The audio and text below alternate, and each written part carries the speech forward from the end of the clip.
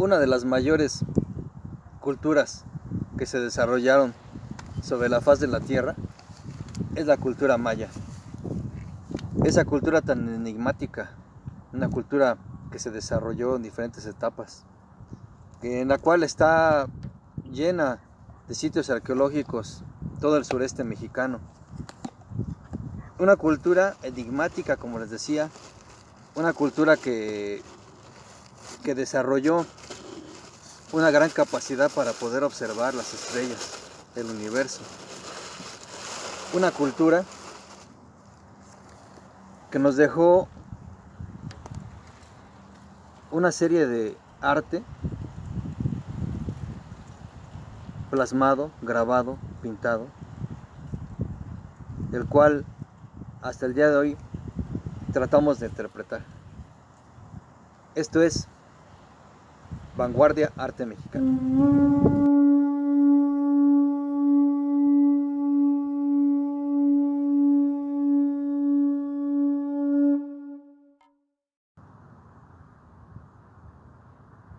¿Qué tal, amigos? Bienvenidos a otro capítulo más de Vanguardia Arte Mexicano.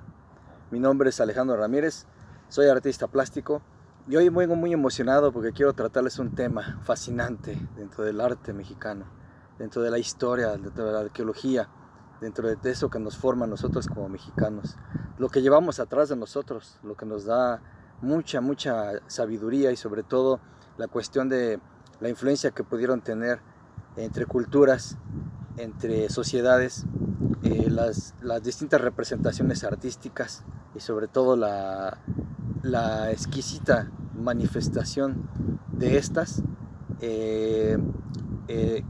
pintadas en cerámica, en murales, labradas en piedra, en cuestiones arquitectónicas, algo totalmente increíble. Y estoy hablando de nuestra cultura maya, la cultura maya. Que tantos estudios ha provocado, tanta cuestión enigmática, incluso hay gente que se ha atrevido a comparar ciertas características mayas con influencias extraterrestres, ¿no? Que también vamos a hablar un poquito de ello. Hay que tratar de argumentar y sobre todo, miren, yo de antemano les digo, yo no estoy en contra de ninguna manifestación de ideas. Simple y sencillamente a mí en lo personal me gusta mucho la ciencia ficción. Creo que muchos de nosotros crecimos viendo películas que incluían narrativas extraterrestres y pues algo que nos hace pensar y reflexionar que incluso grandes científicos y personalidades como aquel gran estudioso de las estrellas Carl Sagan, él incluso a su vez podía pensar y podía decir que sería algo ridículo pensar que estaríamos solos en el universo, en todo el universo, que fuera la Tierra el único planeta con vida. Pero pues obviamente pues no hay evidencias hasta el momento de que en otro planeta exista algo similar al nuestro, ¿no? a nuestro desarrollo evolutivo. Pero eso no quita que personas como él hayan dado su interpretación y a su vez hayan contrapuesto ciertos detalles y ciertas opiniones con las cuestiones religiosas, que va muy ligado. Eso es un tema muy que se tiene muy interpretado y muy relacionado con las culturas antiguas, el hecho de que las manifestaciones religiosas siempre estaban acompañadas con el observar todo el entorno, en ver los ciclos de los astros, de la luna, de Venus, de la posición del sol, los eclipses.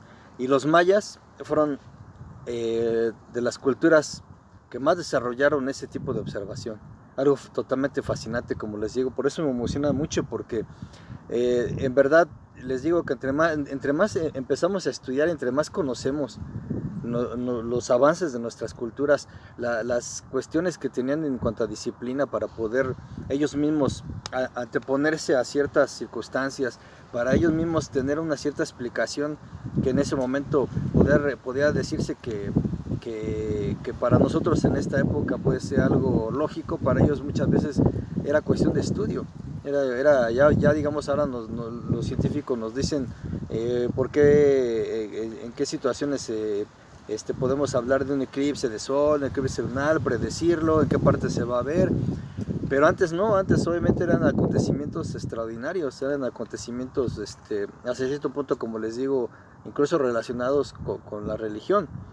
Entonces, el pensar que, por ejemplo, en aquellos tiempos, las culturas mesoamericanas fueron desarrollando sistemas y fueron escribiendo libros relatando todo este tipo de acontecimientos, y sobre todo la forma en como ellos empezaron a, a observar, a analizar y sobre todo a documentar de una manera artística, de una representación artística. O sea, en esos momentos para mí siempre se me ha hecho algo fantástico, ¿no?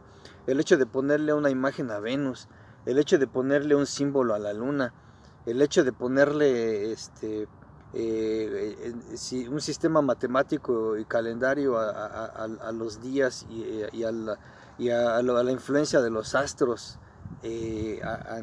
con relación a la vida cotidiana de las personas, es algo que pues para mí es una interpretación, una manifestación artística sin precedentes. Por eso les decía yo, y no me canso de decirlo, que para mí las culturas mesoamericanas son de las mejores que han existido, y el desarrollo de esas culturas, el desarrollo artístico de esas culturas, para mí es del más fascinante sobre la faz de la tierra, porque tiene muchas interpretaciones que en realidad podríamos decir, si ustedes analizan otras culturas del otro lado del planeta, podemos ver que no tenían mucha diferencia, o sea, no tenían mucha, ¿cómo decirles? Obviamente cada cultura artísticamente empezó a manifestar su entorno, pero obviamente si ustedes empiezan a ver las manifestaciones de Babilonia, las manifestaciones griegas, las manifestaciones romanas, muchas de ellas son similares a las mesoamericanas. Eso que nos habla de que la manifestación artística del hombre se desarrolló primero en base a su entorno, y en segunda en las cuestiones que ellos empezaron a desarrollar en cuanto a herramientas, en cuanto a materiales, ¿no? Es algo muy importante. Y en el caso de la cultura maya, ustedes pueden ver el desarrollo magnífico arquitectónico, pero todo el desarrollo pictórico que puede haber en algunos murales, en los 3 códices que lograron sobrevivir, pues nos habla también de esa técnica ya desarrollada pictórica, ¿no? Y que lamentablemente recordemos como aquel fraile que se atrevió a quemar los libros sagrados de los mayas, una quema de códices inaudita, pues con el paso del tiempo, con las cuestiones de la narrativa histórica, pues nos hacen ver que pues se perdió un gran acervo cultural que podíamos haber utilizado y que podíamos estar analizando hasta esta época. Dicho todo esto, ustedes estarán de acuerdo conmigo que muchas veces hemos estado viendo en algunos canales de televisión, hemos visto también algunos reportajes en algunas revistas, se habla mucho a veces de las inscripciones de la cultura maya, pues mucha gente no las entiende, dicen que están muy rebuscadas, que la interpretación que se tiene, pues muchas veces los historiadores y la gente que ha estudiado los libros antiguos, las interpretaciones que se le han dado a los glifos mayas. Recordemos que por ahí los rusos que estuvieron estudiando todo este tipo del lenguaje pictográfico, por ejemplo, yo recuerdo a una profesora, Tatiana Prostuniakov, y Yuri Valintovich, quienes ellos empezaron a desarrollar las interpretaciones de la narrativa de la escritura maya. Ellos hablaban de que pues que no solo representaban ideas los glifos, sino también hacían una referencia también a sílabas, o sea, era una composición compleja. Eso requirió de muchos estudios para llegar a ese tipo de conclusiones. Obviamente pues eso dio pie antes cuando empezaron las primeras investigaciones y por allá de los años 70, 80, que empezaron a surgir ciertos libros de ciencia ficción comparativas en este caso que quiero abordar un poquito es el tema de la lápida que se encontró del señor Pacal. Aquí en este caso, bueno, pues yo no me gusta decirle rey Pacal o la reina roja, porque el término rey es una interpretación europea y aquí no había reyes ni reinas. Tampoco a veces que dicen el emperador Moctezuma, el emperador tampoco, eran tlatoanis, eran señores. En este caso era el señor Pacal, así es como está leído en su inscripción, el señor Pacal, no dice rey, no dice emperador, dice el rey, el señor Pacal. La tumba del señor Pacal, la lápida del señor Pacal, pues fue interpretada incluso como el astronauta de Palenque, ¿no? Entonces, pues yo creo que ya tienen ya mucha información, ya en los canales de YouTube pueden ver muchas, tanto argumentos que quieren convencerte de que pues en realidad estamos ante una imagen de un ser extraterrestre que visitó la Tierra y se fue en su nave, hasta la información histórica que obviamente pues yo en este video pues pienso complementar, pero tocando el tema artístico, porque en realidad, bueno, pues no podemos caer en las cuestiones ya de ciencia ficción, como les decía, pero a pesar de que a mí me gusta mucho la ciencia ficción, yo no quiero contribuir a esta deformación, ¿no?, de creencias que obviamente no tienen un sustento científico, ya lo que nos diga, pues sí, en realidad estas esculturas están hechas en base a inspiración extraterrestre o cosas de ese estilo, ¿no? Entonces me gustaría que empezáramos a desmenuzar un poquito, como les comenté desde un principio, la magnitud y la impresionante forma de desarrollar el arte de las culturas mesoamericanas. En el arte maya no fue la excepción, o sea, fue una cuestión totalmente para mí exquisita. Crearon su propio estilo, que es algo que no voy a cansar de reconocer y de divulgar. Crearon su propio estilo, su propia forma de interpretar sus dioses, sus creencias, todo su simbolismo y los astros, el estudio de los astros, de la luna, de Venus, los eclipses, como ya hemos visto en otros capítulos. Y en este caso les decía yo, la lápida del señor Pacal, pues si no la... Bueno, sí lo ubican, yo pienso que sí lo ubican. Es esta. Es la lápida que fue descubierta en 1778, si no más recuerdo, en Chiapas, en Palenque. Aquella ciudad habitada desde los 100 a.C. hasta los 900 más o menos. Aquí obviamente pues está interpretado el renacimiento de Pacal y ahorita vamos a ver por qué. Les decía yo, los símbolos complejos, ¿sí?, tanto calendáricos, porque todo esto que vemos aquí nos está narrando algo, nos está indicando algo. Igual todos estos símbolos, fuera de que digan, es que estas eran las mangueras con que respiraba y estas eran las turbinas, alejémonos ahorita un poquito de eso, ¿no? Como les repito, o sea, no estoy en contra de las interpretaciones y las manifestaciones que mucha gente ha hecho, pero este no es el caso. Que estamos analizando el arte, las influencias, las representaciones. Y como ustedes pueden ver, les decía yo que todo esto nos indica algo, nos indican fechas, nos indica incluso nombres y sobre todo días. Aquí lo que podemos ver, todo esto es una losa que se encontró encima de lo que era el sepulcro del señor Pacal.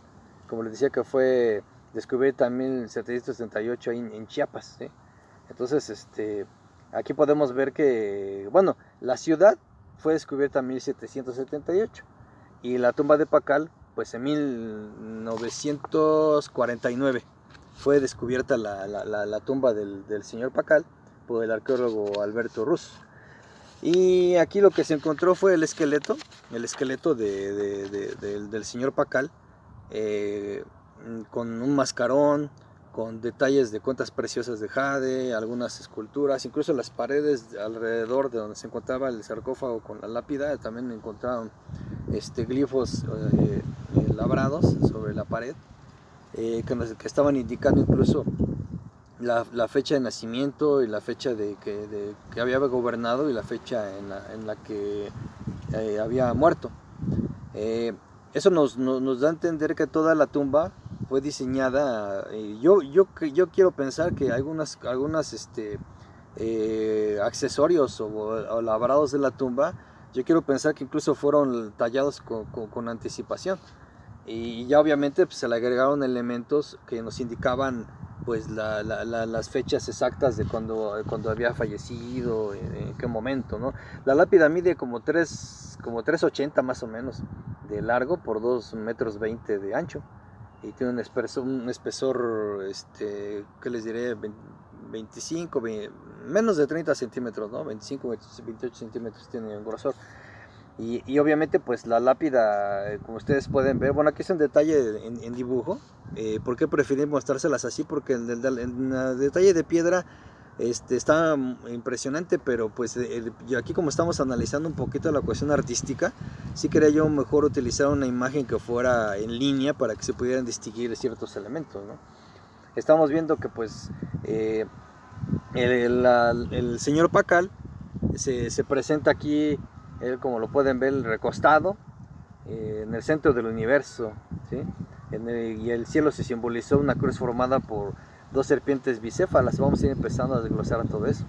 Es la imagen de un Dios supremo, y también obviamente por ahí aparece la deidad creadora Itzamá, ¿sí? Y obviamente pues la que vamos a ver, que es una cruz serpentina. Obviamente pues, se llama serpentina porque está formada por 2 serpientes de 2 cabezas. ¿Por qué en este caso se representó así? Pero bueno, hablamos de que simboliza el árbol del eje del universo. Ustedes dicen, un árbol, sí, un árbol.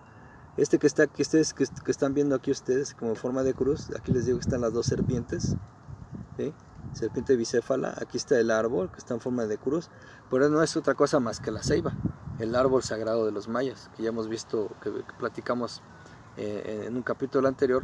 Y también igual obviamente en las culturas mesoamericanas, incluso en el códice mixteco de Hebar y Meyer, si ustedes recuerdan, que estuvimos viendo los 4 rumbos del universo, y en él, aquí traigo el códice para que lo veamos de nuevo.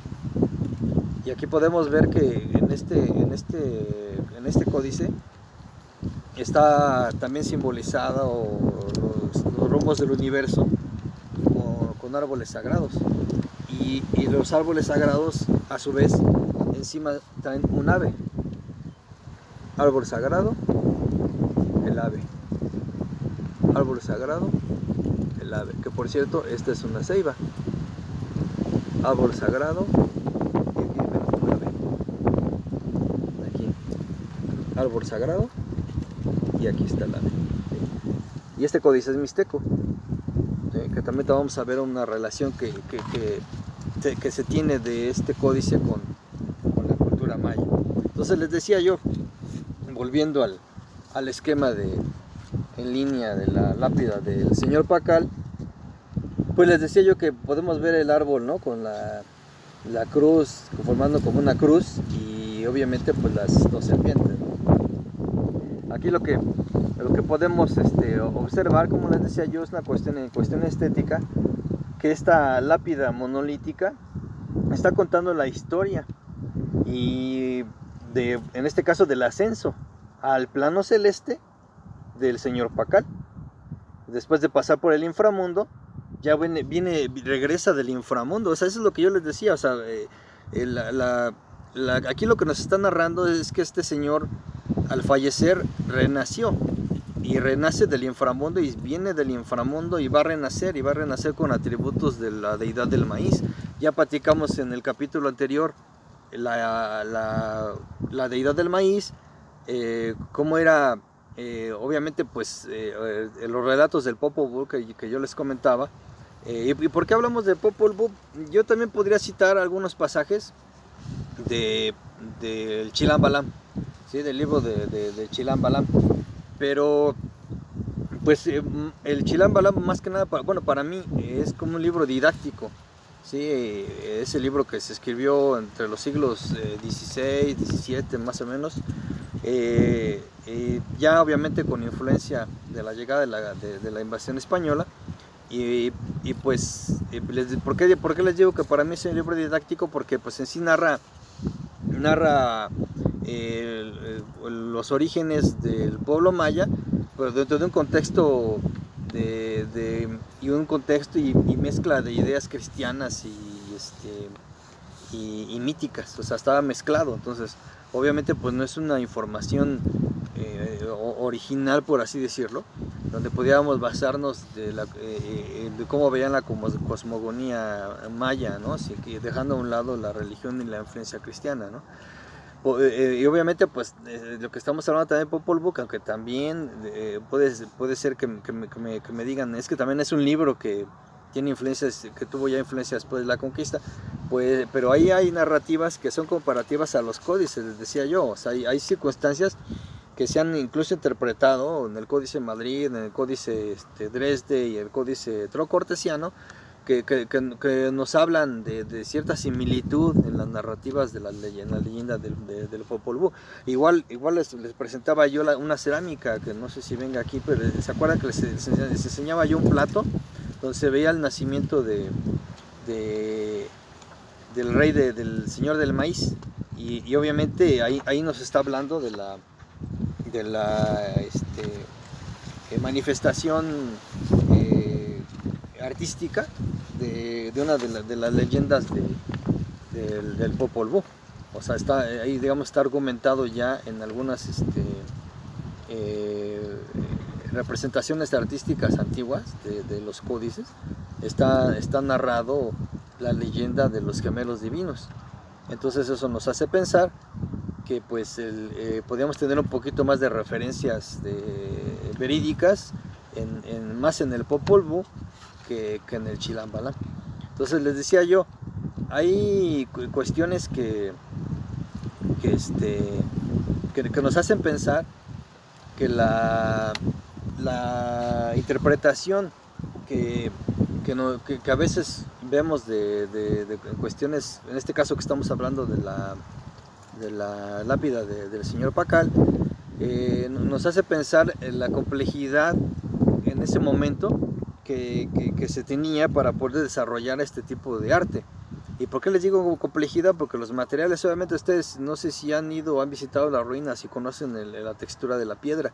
Hay unas piedras que son muy irregulares ¿en qué sentido? Yo se los comento porque yo he realizado grabados en ese tipo de piedra.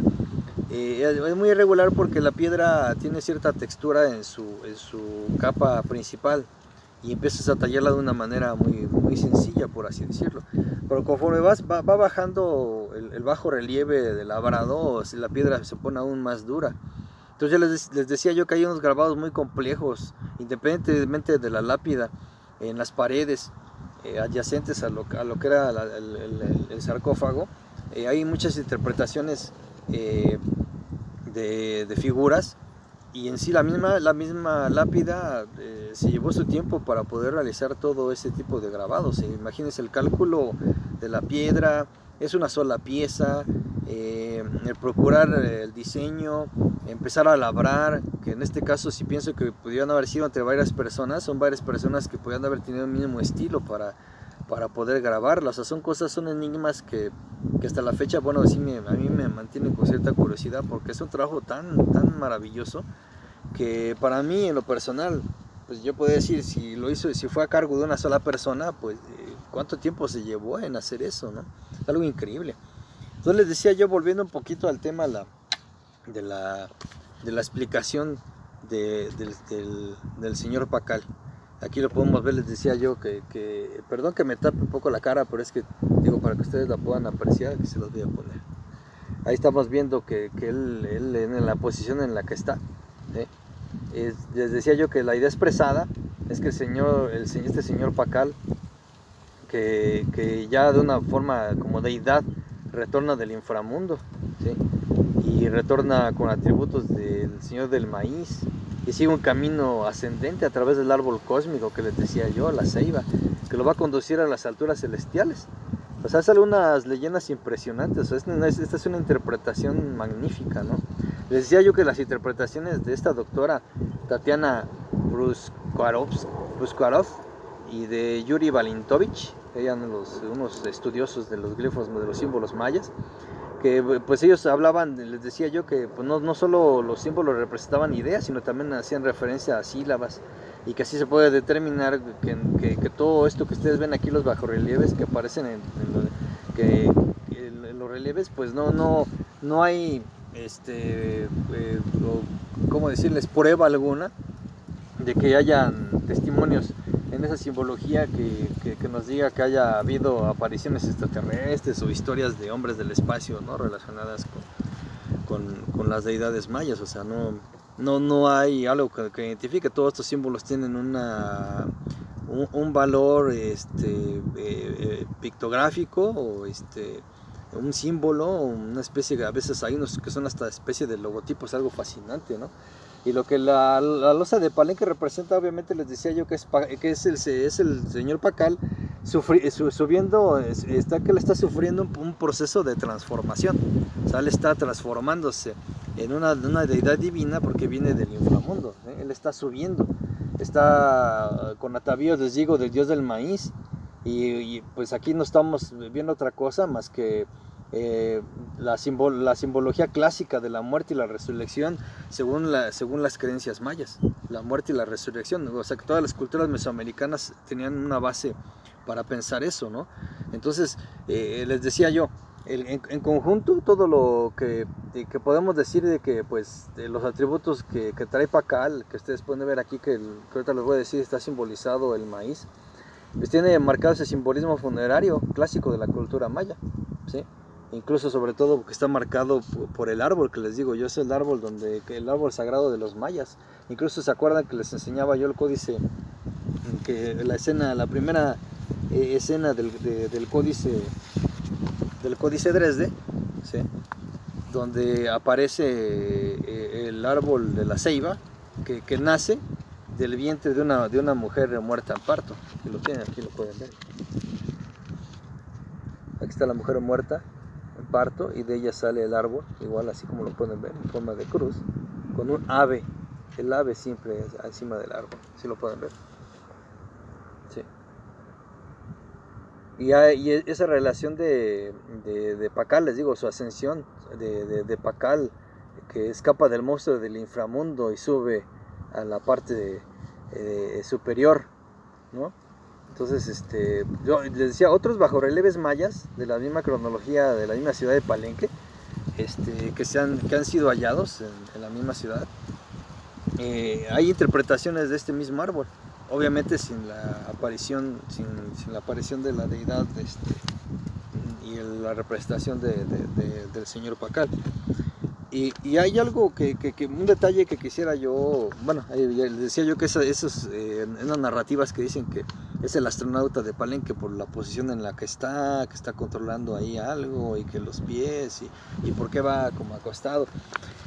Aquí es un detalle que yo quisiera incluso argumentárselo con imágenes, con unas imágenes que traigo aquí, para que podamos ir más o menos con argumentos, y sobre todo con una cuestión, pues no quiero decir lógica, sino a la interpretación que los mismos mayas dejaron plasmados en diferentes artefactos, como pueden ser los vasos, como los vasos ceremoniales, como pueden ser en este caso los grabados en roca. ¿Qué podemos ver? Les decía yo, la posición en la que está Pacal. Les voy a poner algo como referencia, a ver si reconocen esta imagen y de qué película es. Es algo que vamos a abordar aquí, este tema. A ver si pueden ver de qué película es esta imagen. ¿Sí la ven? La actriz Sandra Bullock en la película Gravedad. Hay una escena en la que ella entra a la nave, se siente a salvo de todo el ajetreo de aquella nave que se destruyó, y entra a la otra estación espacial, donde ella puede quitarse el traje y puede en unos segundos estar a salvo, sentirse a salvo. Y la escena que simbolizan ahí, vean. ¿Sí?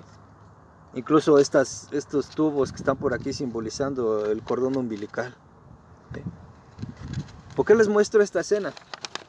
Porque esta escena, ¿sí?, está muy relacionada con esta, porque la posición en la que está el señor Pakal es una posición fetal, ¿sí? Es una posición en la que él está renaciendo, él está escapando de las garras del monstruo del inframundo que lo devoró al morir, y él renace, ¿sí? Él sube a la superficie.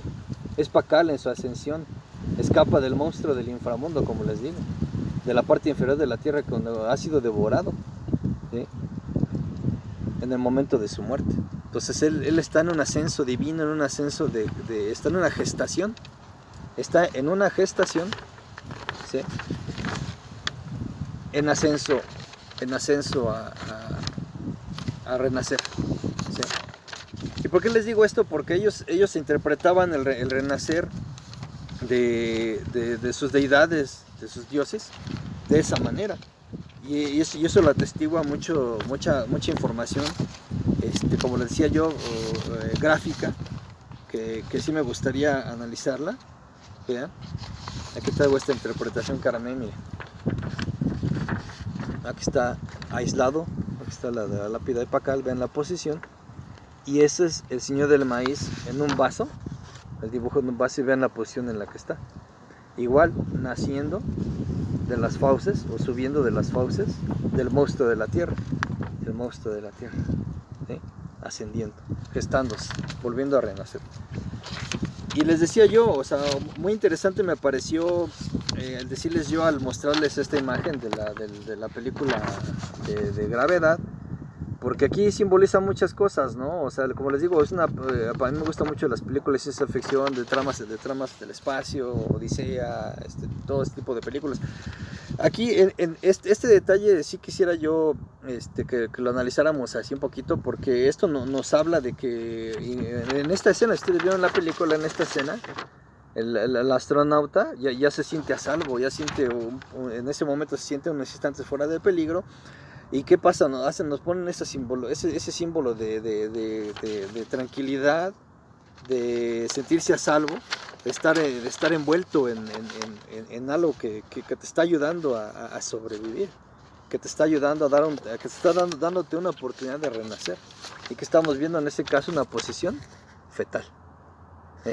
Los pies, ven las manitas, esto es una foto de un feto real, que nos está hablando de que los mayas estaban interpretando al señor Pakal en su forma más cruda que podía ser la representación del renacimiento, del renacer, de estarse gestando del inframundo, escapar del inframundo, gestarse y salir a través de la planta del árbol de la ceiba, ¿no?, y subir al plano celestial después de haber estado en el inframundo. El árbol sirve como conducto para el ascenso y llegar a una magnificencia celestial. Es algo sumamente impresionante e interesante, porque pues, da la casualidad de que luego a veces yo recibo comentarios o mensajes. Y una vez recibí un comentario de una persona que me decía que por qué hablo mucho del arte antiguo, que si voy a hablar del arte antiguo, que debería estar hablando yo de los pintores tan impresionantes y genios como Leonardo da Vinci, o que estoy hablando de Miguel Ángel, Botticelli. Créanme que una de las mayores influencias para mí artísticas en cuanto a obra plástica han sido todos ellos. He tenido la oportunidad, hay gente que me ha encargado cuadros, el último que hice de Última Cena, que me tardé cerca de 6 meses. He tenido esa oportunidad de reproducir los cuadros, y yo no me imagino la cantidad de tipo de cuadros, quitando un poquito la cuestión de lo que es ahorita la modernidad, el material que tenemos ahorita para trabajar, la luz artificial, que yo usaba mucho la luz de día, pero obviamente me pintaban de noche todo el tiempo, alumbrándose con velas. O sea, yo en una ocasión que me acuerdo que hace mucho que me urgía entregar un trabajo, se fue la luz, estaba yo alumbrándome con velas, y pues no estaba yo tan desesperado por pintar, porque siempre me ha gustado. La cuestión es de que a veces ese tipo de luces te va alterando los tonos de color. no los puedes ver. Tú estás pintando en un tono y al otro día en la mañana lo ves con luz natural y dices, hijo, este color no era más claro o era más oscuro. Entonces, tiene cierta complejidad. Entonces, obviamente, para mí son unos maestros los pintores del Renacimiento. Pero yo le argumentaba a esta persona que yo podría estar hablando ahorita aquí, les podría estar desglosándoles las obras de Botticelli, de Miguel Ángel, de Leonardo da Vinci, exaltándolos como los mayores exponentes del arte del mundo, y lo son. Pero creo que no podemos hablar ahorita de pintores europeos, pintores del Renacimiento o de otro tipo de arte, si no conocemos primero el arte mexicano, si no conocemos primero la maravillosa historia, como les comentaba, o sea, las maravillosas historias labradas en las lápidas, por ejemplo, en las lápidas mayas, ¿no? Como les decía, todo esto tiene ciertos argumentos, desde estéticos hasta narrativas, o sea, son cuestiones impresionantes. Les hablaba yo ahorita, por ejemplo, un detalle. Les hablaba yo de la posición del señor Pacal, que es una posición, prácticamente es la posición fetal. Y esto que les estoy diciendo, por ejemplo, estamos hablando de códices que pudieron haber sido pintados entre el año 300 a 600 después de Cristo. O sea, y obviamente, pues, las lápidas en la cuestión de la muerte, por ejemplo, de Pacal, en el 683 después de Cristo, nos está hablando incluso de esa representación, como les digo, de una forma que renace, que es un feto que se está desarrollando y va en ascenso hacia la cuestión celestial. Y también tenemos el otro lado, por ejemplo, o yo relacionándolo con la cuestión de los artistas del Renacimiento, vean este boceto de Leonardo da Vinci. Leonardo da Vinci empezó a desarrollar todo ese tipo de bocetos después del año, pues yo pienso, bueno, en 1490 es como se está fechado. ¿Se acuerdan, no? De la anatomía del cuerpo humano, donde ven ese hombre con los brazos, las proporciones, ¿no? Pero después él empezó a hacer disecciones de cadáveres, que es algo que también estaba prohibido por las cuestiones religiosas y lo que ustedes me digan, pero él empezó a tener esa curiosidad. Me dices que era un inventor, un arquitecto. Sí, yo no lo niego, yo soy fan de su trabajo, de sus proyectos. Pero Leonardo da Vinci empezó a analizar, a diseccionar cuerpos, a ver este tipo de cómo funcionaba el cuerpo humano, cómo él tenía toda esa inquietud de saber cómo se desarrollaban las partes, hasta qué función mecánica tenía, ¿no? Cada parte del cuerpo. Y él obviamente pues hace estos bocetos descubriendo en ese entonces, o más o menos ubicando la posición del bebé, de los fetos, ¿no? Antes de nacer.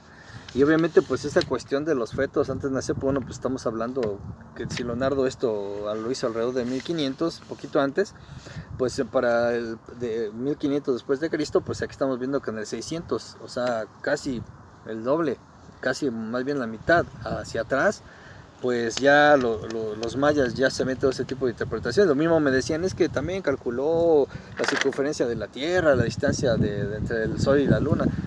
No van a creérmelo, más bien sí deben de creérmelo, pero pongan un día pónganse a investigar acerca del Códice Dresde, y ahí van a hallar muchas cosas, como les dije la vez pasada, calendarios lunares, nos está hablando de los equinoccios, los eclipses, y también nos habla de ciertos cálculos matemáticos aproximados de las estrellas, alineamiento de constelaciones, alineamiento de planetas.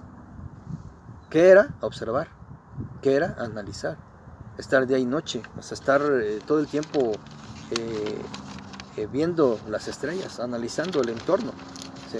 Entonces, el arte del Renacimiento me encanta. Obviamente aquí lo vamos a tocar algún día, pero no antes, ¿sí? de haber analizado el arte prehispánico, ¿no? O sea, para mí es algo impresionante, es algo necesario, sobre todo necesario, que nosotros como mexicanos aprendamos antes de asombrarnos de otras culturas, de otras referencias, de otros artistas. Tenemos que asombrarnos primero de lo nuestro, ¿sí? Les digo, o sea, yo soy artista, obviamente me encanta, y he reproducido a Botticelli, a Miguel Ángel, en murales, en cuadros.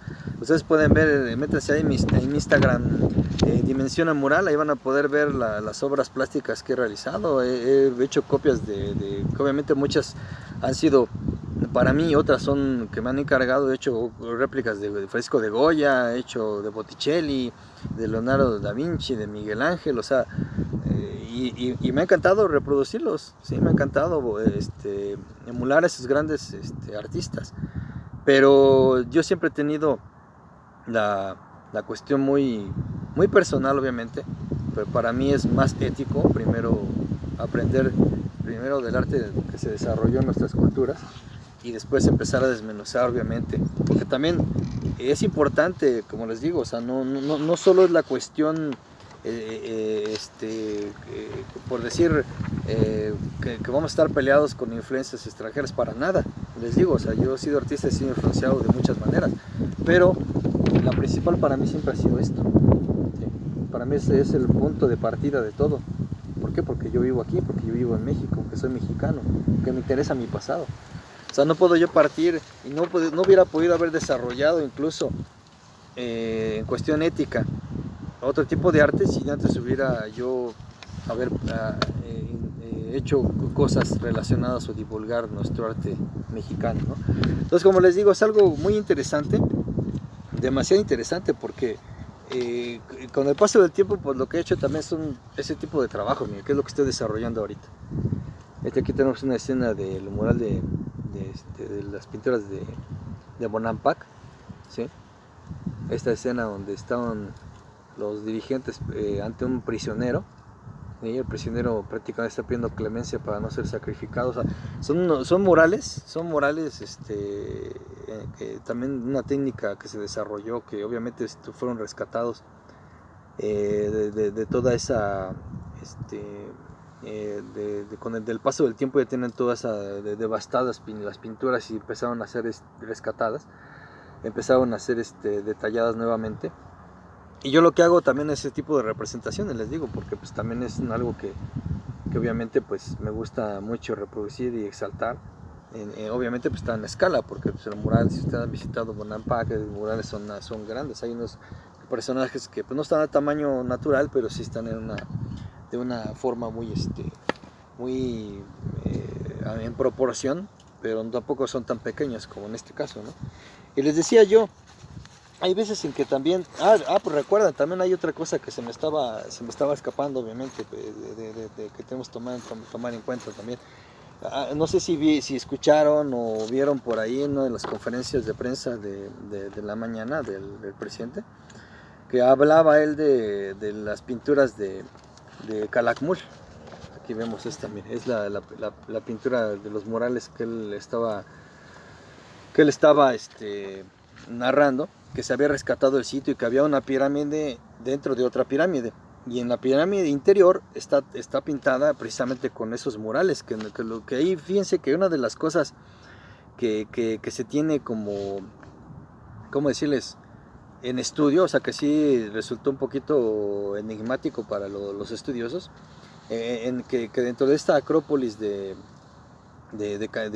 Calakmul, que está situada en Campeche, la acrópolis Chignat, si no mal recuerdo, es donde se encuentra este palacio, una pirámide, o sea, más bien una pirámide que al principio se construyó y después se construyó una cubriendo esa, una especie así como el desarrollo del Templo Mayor, que está una pirámide metida en otra.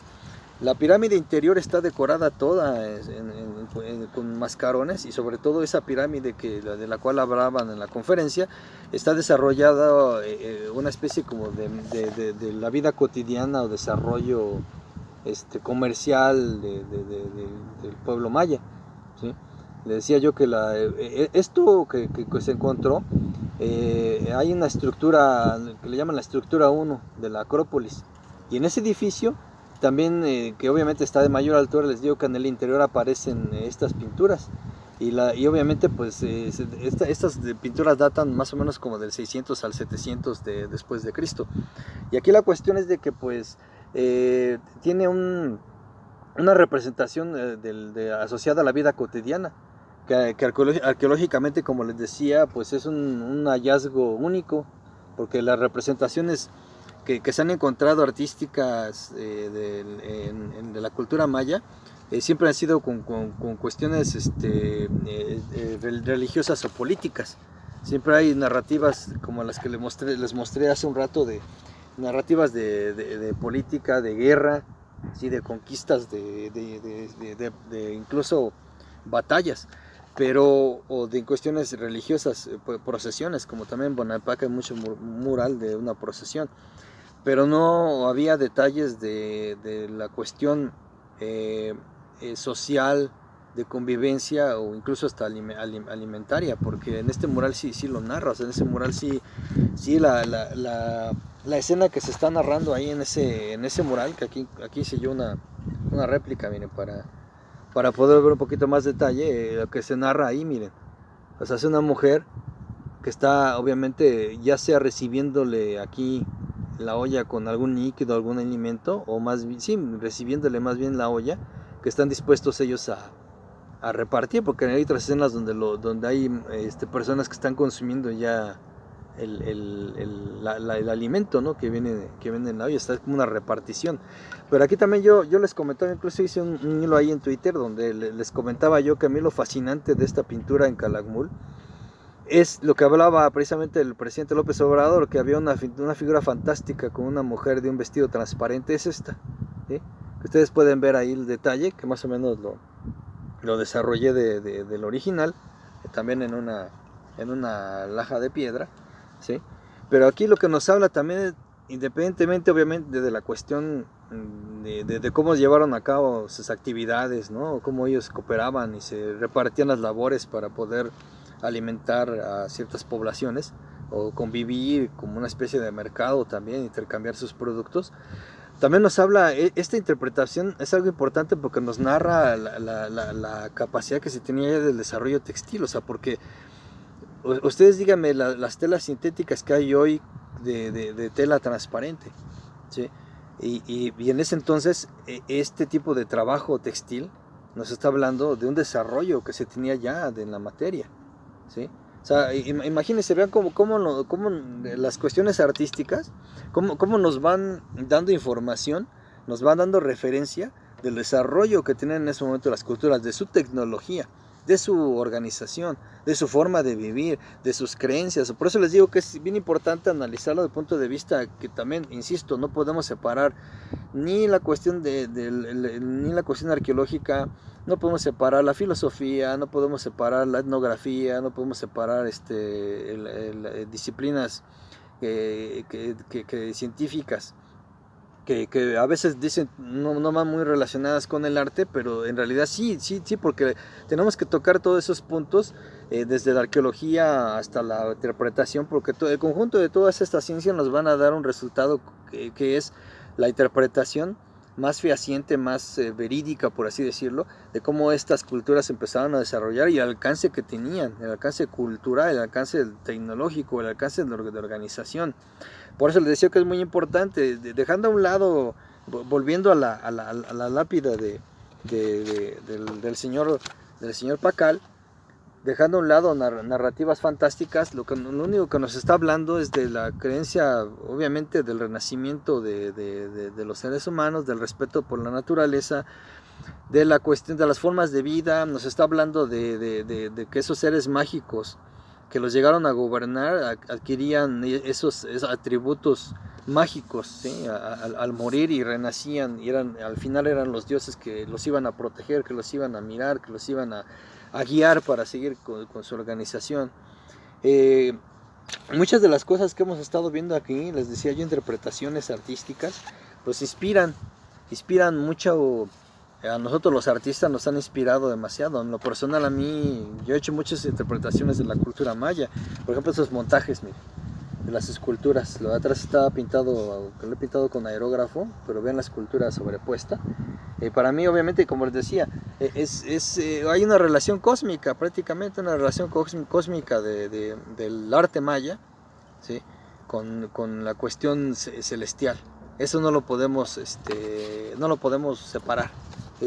Va ligado, va pegado. Por eso esa interpretación de que mucha gente que dice que Pakal es un astronauta, pues, que subió a las estrellas, pues más bien pues sí, está relacionada con la cuestión celestial, pero él no es un astronauta, es una persona como nosotros que adquirió un rango celestial, primero por haber sido un dignatario, por haber sido mandatario de una ciudad, y al vencer, de acuerdo a las leyendas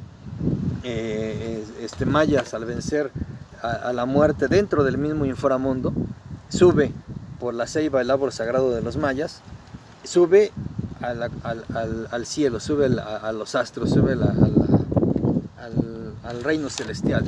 Pero les decía yo, la cuestión de la narrativa del árbol de la ceiba, aquí la podemos ver de nuevo. Vean, aquí está de nuevo en forma de cruz, encima un pájaro, que en este caso es el quetzal, y aquí podemos ver en forma de el rostro de la deidad del maíz. Nacido, dice, es la ceiba, a su vez simbolizando el nacimiento del señor del maíz. ¿Sí lo ven? Igual, insisto yo, el pájaro, ¿sí?, encima de la ceiba. Aquí tenemos otra, similar a la de Pacal. Volvemos a la misma imagen, la ceiba en forma de cruz, la serpiente bicéfala, dos caras, el árbol, ¿sí? En la lápida del señor Pacal, la ceiba, el pájaro, el quetzal, las dos serpientes bicéfalas. ¿Qué nos habla todo esto? Como les decía yo, es una interpretación de que Pacal, que está recostado en el centro del universo, a nivel terrestre, pero va en camino al cielo, pero no en una nave espacial, va a tomar la ceiba como referencia para coronarse y entrar al poder celestial, ¿sí? Y obviamente esta ceiba, esta cruz serpentina, por así decirlo, porque está con dos rostros de serpiente, ¿sí?, simboliza al mismo tiempo el árbol eje del universo, que delimita los 4 rombos cósmicos, mostrando a esta deidad que también es el eje del mundo, mostrando que esta deidad sagrada va sobre el eje del mundo, ¿sí? El contacto, fíjense, con el supremo Dios celeste, ¿sí? Es algo muy interesante, les digo, porque nos habla, les digo, de toda una visión cosmogónica, interpretativa, artísticamente. Y lo único que podemos tener en conclusión es de que el arte maya se desarrolló de una manera, sobre todo de parte de la religiosa, de una manera exquisita. Les decía yo de los materiales muy difíciles a veces de labrar, pero lo que más impresiona es, les decía yo, del desarrollo del arte de esta cultura, son todos los sitios que hay en el sureste. O sea, vean ahora que está desarrollando sobre el Tren Maya, que vamos a poder visitar todos estos sitios, ¿no?, arqueológicos que a veces son inalcanzables de una manera irónica, ¿no?, para la mayoría de los mexicanos. Hace falta contribuir, en este caso, al acercarle a la gente, que nos sintamos orgullosos de nuestras raíces. Les comento, o sea, yo he conocido mucho artista, la verdad, que antes de admirar la cultura mexicana, pues están con la onda de Andy Warhol, están con la onda de Da Vinci, con el arte moderno. O sea, yo no estoy peleado con eso, pero yo pienso que si yo fuera italiano, pues estaría totalmente empapado primero del arte de Italia, de la etapa del Renacimiento, obviamente, ¿no? Y obviamente porque esa sería mi cultura. Eso, incluso iría yo más atrás, estaría viendo el arte romano. Pero pues no podemos estar, les insisto, no está mal. O sea, yo incluso he reproducido muchas obras, les insisto, o sea, de los pintores del Renacimiento, he montado exposiciones de ello, he vendido cuadros de ello, tengo cuadros de esos artistas. Me gusta también Andy Warhol, me gusta también Picasso, pero a mí lo primordial, el punto de partida para mí siempre va a ser la cultura, las culturas mesoamericanas. Ese va a ser para mí el punto de partida. Y los invito a que sigamos, independientemente de lo que podamos tocar aquí, los invito a que se den una vuelta ahí ahorita en la red, que puedan ver, incluso si tienen oportunidad de adquirir libros, háganlo, o sea, es mejor, bueno, pienso que es mucho mejor. Pueden, incluso si pueden adquirir facsimilares como los códices para que ustedes lo puedan analizar, las distintas influencias que tuvieron unos con otros, los libros, es bien interesante. Bien, eso es lo que yo les quería, antes de terminar, les quería comentar. Miren esto. ¿Qué es esto? Son números. ¿Qué es? El códice mixteco Feyerabad Meyer, ¿sí? Y vean la simbología de los números, más bien los números, cómo simbolizar los números. Y hay algo que muchos arqueólogos, historiadores y gente no han querido tocar mucho esto. Miren, ¿qué aparece aquí? De forma casual. Mucha gente dice, no, es que es una interpretación, son dos palitos que indicaban otra cosa. Obviamente no podemos yo no estoy diciendo que esto sea el símbolo de más, que ya lo habían descubierto los mixtecos, no. Pero vean el desarrollo, ¿no?, que se tenía, la interpretación, que ahora obviamente la tenemos marcada de otra manera. Ese es un símbolo. Vean este otro. Otra coincidencia, ¿sí? ¿Qué nos habla? Las interpretaciones, ¿sí?, de cultura a cultura, ¿sí?, que variaban, tenían ellos sus conceptos, ¿sí? Algo muy, muy curioso, porque pues aquí les digo, yo puedo ver aquí un símbolo ya muy conocido por nosotros, que nos enseñan desde la primaria, nos enseñan a contar con palitos, ¿sí?, nos enseñan a dividir, ¿no? ¿Se acuerdan el símbolo de la división, ¿no?, que va de esta manera, ¿no? Qué curioso, o sea, cómo va relacionado todo, ¿no? Y luego te encuentras esto en un códice mixteco del siglo XIII, XIV. O sea, les insisto, o sea, no estoy diciendo que ese sea el signo de por y el de la más, pero ya desarrollaban un sistema numérico tan impresionante y tan exacto, ¿sí? ¿Y qué me dicen del maya utilizando el cero? ¿Sí? Vean aquí cómo el desarrollo de esa escritura numérica de los mayas, lo único cambia con la simbología del códice mixteco que les mostré ahorita, solo es la posición, si se fijan. Pues aquí las barras en los mayas están acostadas con los puntos, y aquí están verticales, si lo ven. Y aquí están verticales, o sea, es una... ustedes pueden decirme, a lo mejor es coincidencia, a lo mejor es una cuestión que de algún modo se interpretó, como nos dicen, es que son atados de leña, o son dos palitos pero o sea, yo solo lo que quiero poner aquí en énfasis es el desarrollo artístico interpretativo, ¿sí?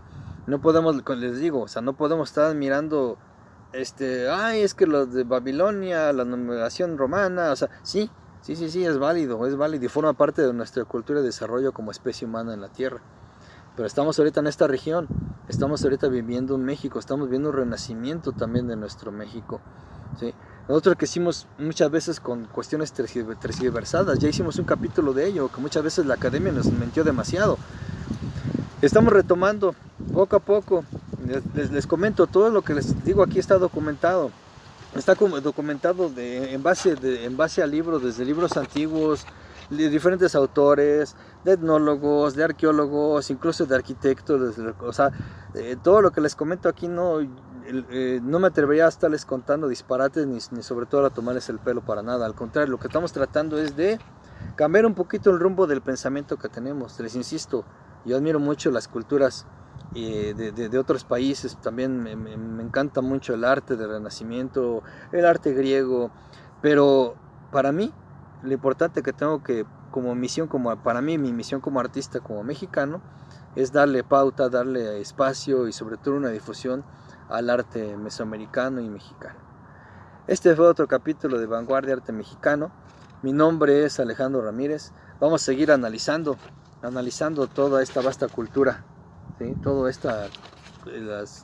las cosas que nos dejaron los libros de los antiguos mexicanos, las interpretaciones, ¿sí?, de las deidades, de los ciclos de la luna, de los dioses del inframundo, todo, porque tenemos que aprender a ver, admirar y sobre todo querer nuestras raíces. Me dio mucho gusto estar con ustedes. Repito mi nombre, Alejandro Ramírez, artista plástico. Búsquenme en redes como Dimensión Amoral en Twitter, Dimensión Amoral en el canal de YouTube, y aquí en Cuarta República los jueves a las 9 de la noche en Vanguardia Arte Mexicano. Muchas gracias.